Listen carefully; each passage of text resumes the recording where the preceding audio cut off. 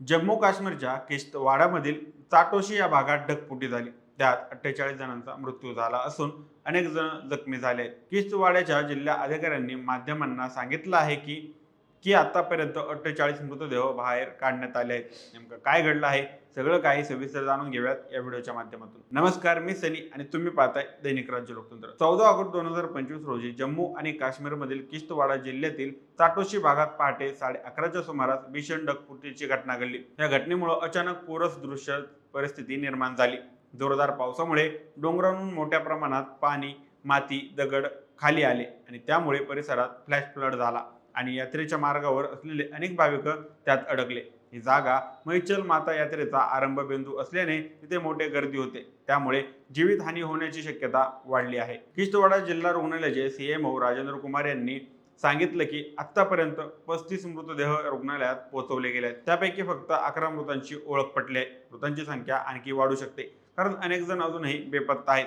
ओळख पटवण्यासाठी नातेवाईकांचे सहकार्य घेतलं जात आहे आणि काही मृतदेह इतके खराब अवस्थेत आहेत की ओळख पटवणं कठीण झालं आहे. या घटनेत सुमारे 100हून अधिक जण जखमी झाले आहेत. त्यांना किश्तवाड्याच्या जिल्हा रुग्णालयात आणि इतर उपकेंद्रांमध्ये तातडीने दाखल करण्यात आलं आहे. काही जखमींना ब्लॉक रुग्णालयात हलवण्यात आलं आहे. जखमींपैकी काहींची स्थिती चिंताजनक आहे. घटनेनंतर एनडीआरएफ, एसडीआरएफ आणि पोलीस सुरक्षा दलांनी युद्धपातळीवर बचाव कार्य सुरू केलं आहे. घटनास्थळी बचाव कार्य व मदत पथके पोहोचली असून रहाट, स्ट्रेचर आणि वैद्यकीय सुविधा तातडीने उभारण्यात आल्या आहेत. प्रशासनाकडून नागरिकांना सुरक्षित ठिकाणी हलवलं जात आहे, परंतु वातावरण खराब असल्यामुळे आणि रस्ते वाहून गेल्यामुळे अनेक ठिकाणी मदत पोहोचण्यात अडथळे येत आहेत. केंद्रीय राज्यमंत्री जितेंद्र सिंह यांनी याबाबत माहिती देताना सांगितलं की हेलिकॉप्टरचा वापर सध्या शक्य नाही, मात्र बचाव कार्य सुरू ठेवण्यासाठी इतर सर्व पर्याय वापरले जात आहेत. या घटनेनंतर अनेक वरिष्ठ राजकीय नेत्यांनी प्रतिक्रिया दिल्या आहेत. राष्ट्रपती द्रौपदी मुर्मू यांनी ट्विट करून या घटनेबद्दल दुःख व्यक्त केलं आहे आणि मृतांच्या कुटुंबियांना सांत्वन केलं. पंतप्रधान नरेंद्र मोदी यांनीही घटनेबाबत शोक व्यक्त करत सांगितलं की सरकार गरजूंपर्यंत सर्व आवश्यक मदत पोहोचवेल. त्यांनी एनडीआरएफ, सेना आणि इतर संस्थांना तातडीने कारवाईचे निर्देशन दिले आहेत. गृहमंत्री अमित शाह यांनी देखील घटनास्थळाची माहिती घेतली असून जम्मू काश्मीरच्या नायब राज्यपाल आणि मुख्यमंत्र्यांशी थेट संपर्क साधला.